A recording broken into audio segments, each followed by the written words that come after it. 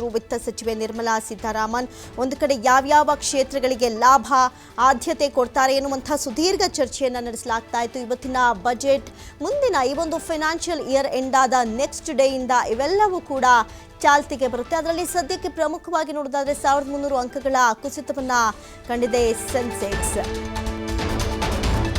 Budget ಮಂಡನೆ ಆರಂಭದಿಂದಲೂ ಷೇರು ಮಾರುಕಟ್ಟೆ complete ಕುಸಿತ. ಸೆನ್ಸೆಕ್ಸ್ ನೋಡಿ 2500 ಅಂಕಗಳ ಕುಸಿತವನ್ನ ಕಂಡಿದೆ. ಆರ್ಥಿಕತೆಯಲ್ಲಿ ಬಹಳಷ್ಟು ಬದಲಾವಣೆ. ನಿಫ್ಟಿ ಡೈರೆಕ್ಟ್ ಆಗಿ 550ರಲ್ಲಿ ಇಳಿಕೆಯನ್ನ ಕಳ್ತಾ ಇದೆ. ನೋಡಿ, ಷೇರು ಮಾರುಕಟ್ಟೆಯಲ್ಲಿ ಅಲ್ಲೋಲ ಕಲ್ಲೋಲವೇ ಸೃಷ್ಟಿಯಾಗ್ತಾ ಇದೆ. ಒಂದು ಕಡೆ ಬಜೆಟ್ ಆರಂಭದ ಸಂದರ್ಭದಲ್ಲಿ ಕೇವಲ 30 ನಿಮಿಷದಲ್ಲಿ 13 ಲಕ್ಷ ಕೋಟಿ ನಷ್ಟವಾಗಿದೆ. ಬಜೆಟ್ ಮಂಡನೆ ಆರಂಭದಿಂದಲೂ ಕೂಡ ಷೇರು ಮಾರುಕಟ್ಟೆ ಬಹಳಷ್ಟು ವೇರಿಯೇಷನ್ ಆಗ್ತಾ ಇತ್ತು. ಇದಕ್ಕೆ ಸೆನ್ಸೆಕ್ಸ್ 2500 ಅಂಕಗಳ ಕುಸಿತವನ್ನ ಕಂಡಿದ್ರೆ ನಿಫ್ಟಿ 550 ಅಂಕಗಳ ಇಳಿಕೆ. ಇದರಿಂದ ಹೂಡಿಕೆದಾರರು ಬಹಳಷ್ಟು ಟೆನ್ಷನ್ ಆಗಿದ್ದಾರೆ. ಷೇರು ಮಾರುಕಟ್ಟೆಯಲ್ಲಿ ಅಲ್ಲೋಲ ಕಲ್ಲೋಲವೇ ಸೃಷ್ಟಿ ಆಗ್ಬಿಟ್ಟಿದೆ. ಕೇವಲ ಜಸ್ಟ್ 30 ನಿಮಿಷದಲ್ಲಿ 13 ಲಕ್ಷ ಕೋಟಿ ನಷ್ಟವಾಗಿರುವಂಥದ್ದು. ಬಜೆಟ್ ಮಂಡನೆ ಆರಂಭದಿಂದಲೂ ಕೂಡ ಷೇರು ಮಾರುಕಟ್ಟೆಯಲ್ಲಿ ಬಹಳಷ್ಟು ಏರುಪೇರು ಆಗ್ತಾ ಇತ್ತು.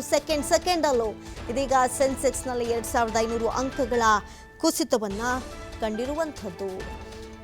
ಈ ಬಾರಿಯ ಬಜೆಟ್ ಕಂಪ್ಲೀಟ್ ಆಗಿ ನಿರೀಕ್ಷೆ ಮಾಡಿದ್ದಕ್ಕಿಂತಲೂ ವಿಭಿನ್ನವಾಗಿದೆ. ಷೇರು ಮಾರುಕಟ್ಟೆಯಲ್ಲಿ ಅಲ್ಲೋಲ ಕಲ್ಲೋಲವನ್ನೇ ಸೃಷ್ಟಿ ಮಾಡಿಬಿಟ್ಟಿದೆ ಈ ಬಾರಿಯ ಬಜೆಟ್. ಕೇವಲ 30 ನಿಮಿಷದಲ್ಲಿ 13 ಲಕ್ಷ ಕೋಟಿ ವ್ಯತ್ಯಾಸಗಳನ್ನ ನಾವು ಈಗ ಗಮನಿಸ್ತಾ ಇದ್ದೀವಿ. ಸೆನ್ಸೆಕ್ಸ್ 2500 ಅಂಕಗಳ ಕುಸಿತವನ್ನ ಕಂಡಿದ್ರೆ ನಿಫ್ಟಿ 550 ಅಂಕಗಳ ಇಳಿಕೆ. ಬಹಳಷ್ಟು ಅತಿ ದೊಡ್ಡ ಮಟ್ಟದ ಆಘಾತ ಹೂಡಿಕೆದಾರರಿಗೆ ಅಂತಲೇ ಹೇಳಬಹುದು. ಆರ್ಥಿಕ ಸ್ಥಿರತೆ ಅಭಿವೃದ್ಧಿ ಸಮನ್ವಯಕ್ಕೆ ಇವತ್ತು ಬಹಳಷ್ಟು ಒತ್ತನ್ನ ಕೊಡಲಾಗಿತ್ತು. ಆದರೆ ಇಲ್ಲಿ ಮತ್ತೊಂದು ಕಡೆ ಆರ್ಥಿಕತೆಯಲ್ಲಿ ಅದರಲ್ಲಿ ಷೇರು ಮಾರುಕಟ್ಟೆಯಲ್ಲಿ ಬಹಳಷ್ಟು ವ್ಯತ್ಯಾಸವೇ ಕಂಡು ಬಂದಿದೆ. ಸೆನ್ಸೆಕ್ಸ್ 80,300, ನಿಫ್ಟಿ 24,890 ಅಂಕವನ್ನ ಕುಸಿತ ಕಾಣ್ತಾ ಇದೆ. ಹೂಡಿಕೆದಾರರಿಗೆ ಈ ಬಾರಿ ಬಜೆಟ್ ಬಿಸಿ ತುಪ್ಪವಾಗಿ ಪರಿಣಮಿಸಿದೆ. ಕೇವಲ 30 ನಿಮಿಷದಲ್ಲಿ ಏನೆಲ್ಲ ಆಗೋಯ್ತು ಅನ್ನೋದನ್ನ ನಾವಿಲ್ಲಿ ಗಮನಿಸೋದಾದ್ರೆ ಅನಿರೀಕ್ಷಿತ ಘಟನೆಯೇ ನಡೆದು ಹೋಗಿದೆ. ಬಜೆಟ್ ಮಂಡನೆ ಆರಂಭದಿಂದಲೂ ಕೂಡ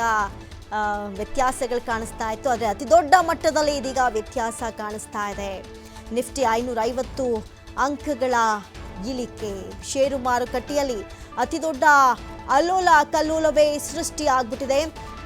ಅದರಲ್ಲೂ ಕೂಡ ಇವತ್ತು ಬಜೆಟ್ ಇತ್ತು. ಬಜೆಟ್ನಲ್ಲಿ ಹಲವಾರು ವಿಚಾರಗಳ ಪ್ರಸ್ತಾಪ ಒಂದು ಕಡೆ ನಡೀತಾ ಇದ್ರೆ, ಮತ್ತೊಂದು ಕಡೆ ಷೇರು ಮಾರುಕಟ್ಟೆಯಲ್ಲಿ ದೊಡ್ಡ ನಷ್ಟವೇ ಸಂಭವಿಸ್ಬಿಟ್ಟಿದೆ. ನಿಫ್ಟಿ 24,890 ಅಂಕವನ್ನ ಕುಸಿತ ಕಂಡಿದೆ. ನೋಡಿ, ಸೆಕೆಂಡ್ಗೂ ಯಾವ ರೀತಿಯಾಗಿ ವೇರಿಯನ್ಸ್ ಆಗ್ತಾ ಇದೆ ಅಂತ ಹೂಡಿಕೆದಾರರಿಗೆ ಈ ಬಜೆಟ್ ಬಹಳ ಕಷ್ಟಕರವಾಗ್ಬಿಟ್ಟಿದೆ. ಕೇವಲ 30 ನಿಮಿಷದಲ್ಲಿ 13 ಲಕ್ಷ ಕೋಟಿ ವ್ಯತ್ಯಾಸ ಕುಸಿತ ಕಂಡಿರುವಂಥದ್ದು. ಸೆನ್ಸೆಕ್ಸ್ 2500 ಅಂಕಗಳ ಕುಸಿತವನ್ನ ಕಂಡಿದ್ರೆ ಒಂದು ಕಡೆ ಷೇರು ಮಾರುಕಟ್ಟೆಯೇ ನಿಜಕ್ಕೂ ಫುಲ್ ಉಲ್ಟಂ ಪಲ್ಟವ ಆಗ್ಬಿಟ್ಟಿದೆ. 1300 ಅಂಕಗಳ ಕುಸಿತವನ್ನ ಕಂಡಿರುವಂಥದ್ದು Sensex.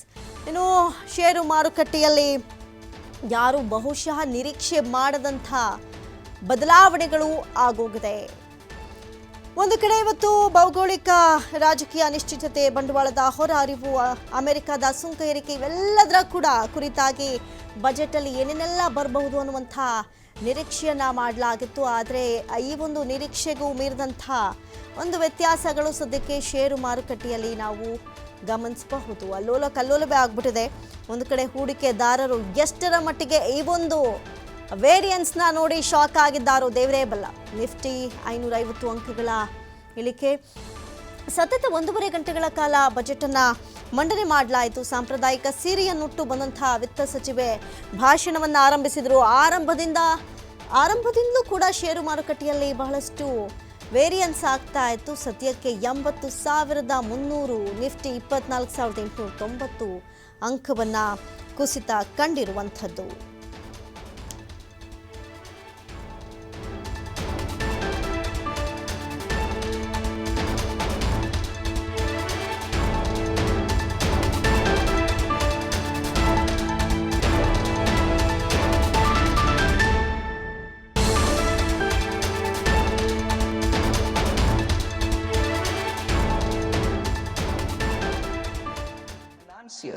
About government purchases from MSMEs, encouraging cheaper and quicker financing.